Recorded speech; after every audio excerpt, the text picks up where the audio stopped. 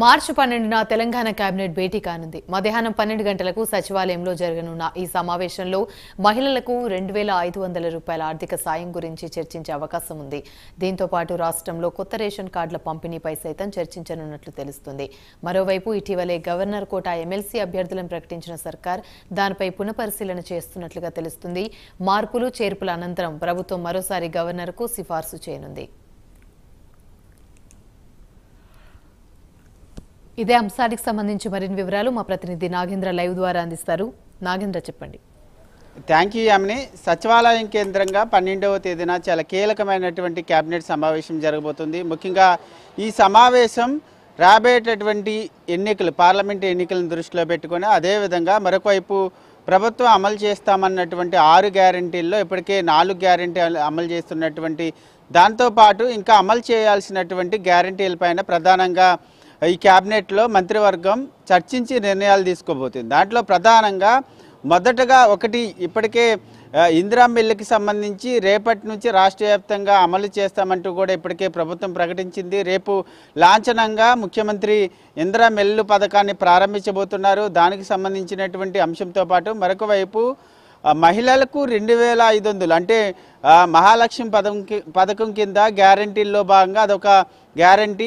ప్రతి కుటుంబంలో ఒక మహిళకు 2500 రూపాయలు గ్యారంటీ కింద ఇస్తామనేటటువంటి అంశాన్ని కూడా చెప్పినటువంటి నేపథ్యంలో ఆ గ్యారంటీకి సంబంధించినటువంటి అంశం పైన విధి విధానాలు, గైడ్లైన్స్ని రేపు 12వ తేదీన జరిగేటటువంటి కేబినెట్ సమావేశంలో మంత్రివర్గ మండలిలో చర్చించడంతో పాటు మరొకవైపు సంబంధిత అధికారులతో విధి విధానాలకు సంబంధించినటువంటి అంశంపైన ప్రధానంగా చర్చించి నిర్ణయం తీసుకోబోతున్నారు. దీంతో పాటు మరొకవైపు ఇప్పటికే అమలు చేస్తున్నటువంటి 4 గ్యారంటీలకు సంబంధించినటువంటి వాటితో పాటు మరొకవైపు ఇంకా అమలు చేయాల్సినటువంటి కార్యక్రమాలు, అదేవిధంగా ఇతర ముఖ్యంగా కాంగ్రెస్ మేనిఫెస్టోలో ఇచ్చినటువంటి హామీలకు సంబంధించినటువంటి అంశంపైన కూడా ప్రధానంగా చర్చించబోతున్నారు. దీంతో పాటు మరొకవైపు రాబోయేటటువంటి పార్లమెంట్ ఎన్నికలని ప్రభుత్వం చాలా సీరియస్గా తీసుకుంది. ఎందుకంటే వచ్చేటటువంటి పార్లమెంట్ ఎన్నికలు ఎట్టి పరిస్థితుల్లో కూడా 14 పార్లమెంటు స్థానాలను కైవసం చేసుకోవడమే లక్ష్యంగా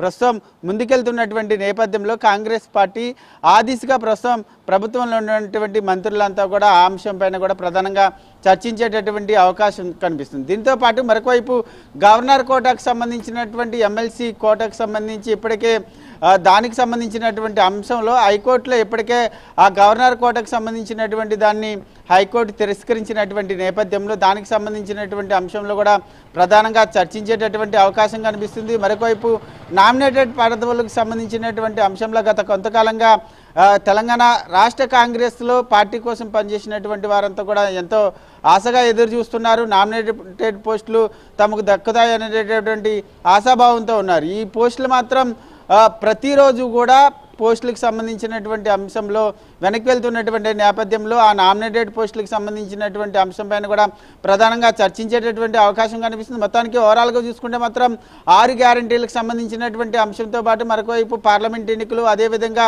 ఇతర కొన్ని కీలకమైనటువంటి అంశాలపైన ప్రధానంగా చర్చించి క్యాబినెట్లో ఆమోద ముద్రేసేటటువంటి అవకాశాలు అయితే కనిపిస్తున్నాయని చెప్పాలి. Right, thank you.